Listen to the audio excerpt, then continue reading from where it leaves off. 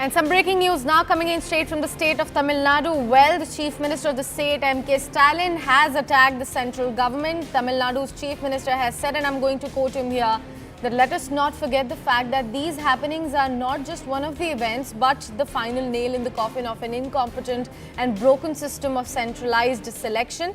As this scam unravels, let us plan for a better future and join our hands. That's the word coming in straight from Tamil Nadu's Chief Minister. So political war of words has already escalated over the matter of NEET UG Rao. The NEET PG has of course been delayed. The further date for the re-examination, the PG one, will also be announced later. But at the moment, what we are learning from the opposition leaders coming in, the word coming in straight from M.K. Stalin, the Chief Minister of Tamil Nadu, he has attacked and clapped back at the central government over the entire situation, which is currently snowballing even further. He has questioned the central government. He has in fact said that let us not forget that this is not one of the happenings, this is not one of the events, but this is extremely, extremely shameful. This is the final nail in the coffin of an incompetent and broken system of the centralized selection. As this scam unravels, let us plan for a better future for the kids, for the future doctor, and has in fact requested all of them to join their hands in this particular moment. We've got a couple of reactions also coming in within the same story. Let's take a look at all of those.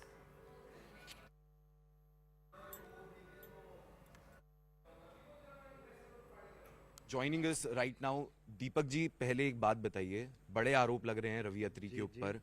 NEET का paper एक बार फिर leak करने का आरोप लगा है। 2012 में भी लगा हुआ है एक आरोप, अब दोबारा लग रहा है। क्या कहेंगे इस पे?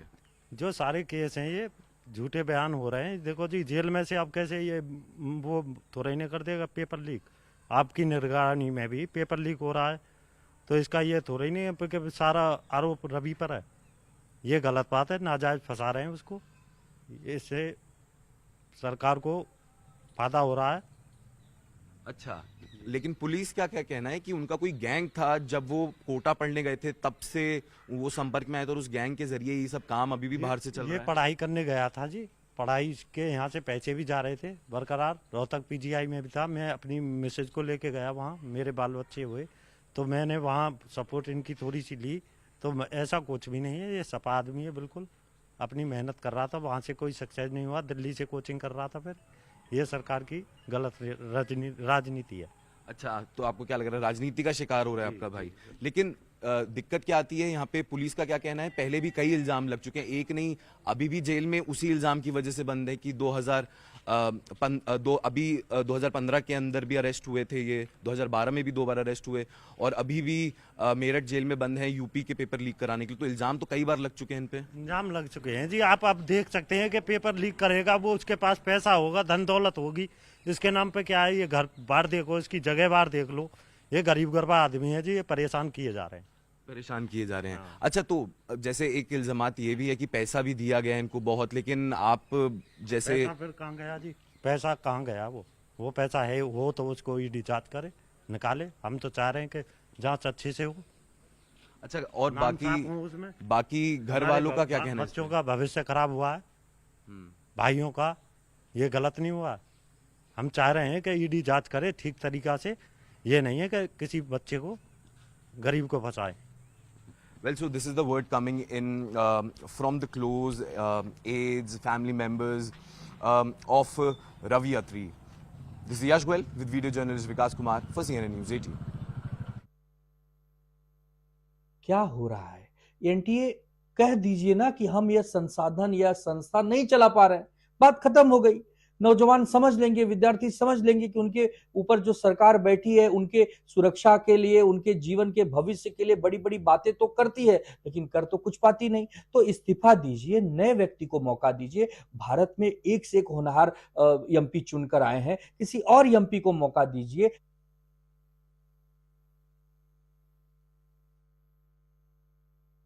नीट एग्जाम के बारे में हमारा माननीय मंत्री महोदय धर्मेंद्र प्रधान जी ने ये बात बोला था, नीट में अगर कोई ऑफिसर इन्वॉल्व हो गई, नहीं कोई स्टूडेंट इन्वॉल्व हो गए, नहीं कोई पॉलिटिकल पार्टी इन्वॉल्व हो गई, उसके ऊपर एक इंक्वायरी हो रहा, वो इंक्वायरी अच्छी तरीके से आगे बढ़ेगा और इंक्वायरी में जो भी लोग दोष बन के मिलेगा गवर्नमेंट को, वो सबको सजा मिलने के लिए हम लोग जरूर कोशिश करेगा। और एक बात जो है, बिहार में जो लोग पकड़ा हुआ उन लोगों को शेल्टर दिया, वो एरिया का इसके पहले पूर्व उप मुख्यमंत्री जो तेजस्वी यादव था उसका आदमी, जो लोग स्मॉल प्रैक्टिस में है, जो लोग डाक बंगला लेके जहां ये पेपर एग्जामिनेशन पेपर का कुछ गड़बड़ हो गई बोल के सुनने में आ रहा, ये पूरा तेजस्वी यादव का आदमी लोग करे। NET CSIR examinations have been cancelled and there are allegations that NEET paper leak is there. For even to acknowledge it that there is a paper leak, it took 1 week for that minister. 34 lakh students have been affected because of this. And Mr. Annamalai, what is the answer for this? How many people have written NEET examinations? See, you protested, you protest. So you pointed out that this has happened. The DMK government has taken swift action. The chief minister has, on the assembly floor, said that he is willing. I am willing to discuss this issue. And a one-man commission has been appointed to find out how this had happened and how to prevent this.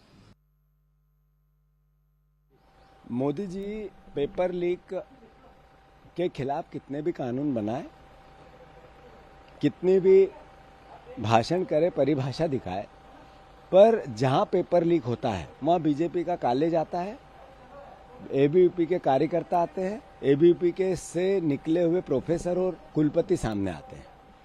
जहां घटनाएं घटती है सारी संस्थाओं में, वो चाहे UPSC की बात हो, चाहे पीएससी की बात हो, चाहे अभी ये नेट और नीट की बात हो, सब जगह आरएसएस और बीजेपी से प्रभावित उनके कार्यकर्ता के रूप में लोग बैठे हैं और फिर वहीं से पेपर लीक होता है।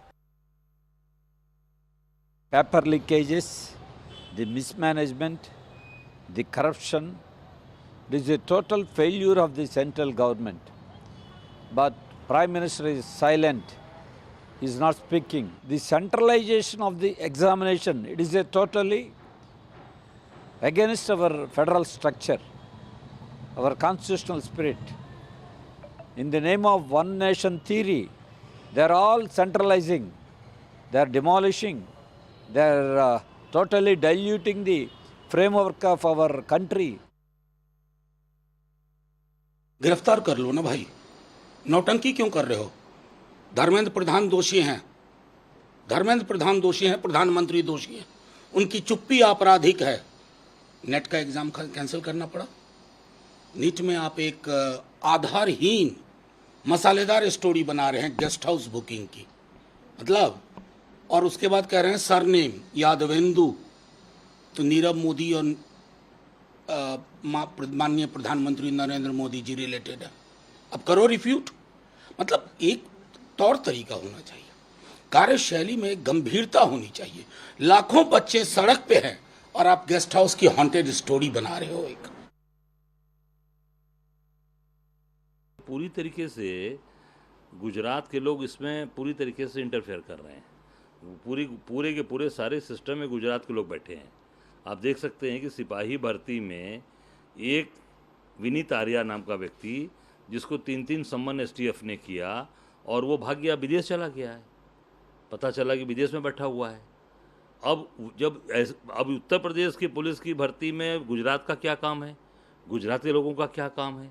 तो आप देख सकते हो कि जितनी भी भर्तियां ये हैं, नेट से लेकर जितने आप यूजीसी, सब में पूरी तरीके से अगर साफ पारदर्शी जांच होगी तो सब में गुजरात के लोग और उनका इन्वॉल्वमेंट आएगा। तो मैं इतना ही कहना चाहूँगा कि ये सीधे सीधे पूरा गुजराती लॉबी मिलकर इस देश के भविष्य को खराब कर रही है, बर्बाद कर रही है। It's a complete failure of the government of India, because with so much technology, I can't seem to understand why there are so many glitches every time there's a competitive exam. Children and parents work very, very hard to cross this big path and this milestone of their life. And if children are going to get cheated like this, it's very, very unfortunate. And the government has failed us. We need the results. We just don't need implementation. Because every time they promise something, something else comes up. So how do you be rest assured that this will be fair and a just exam? And what emotional cost of the children and the parents? The government is on back foot on many. It's unfortunate, I have to say this, completely incompetitive policies. So it's very, very sad.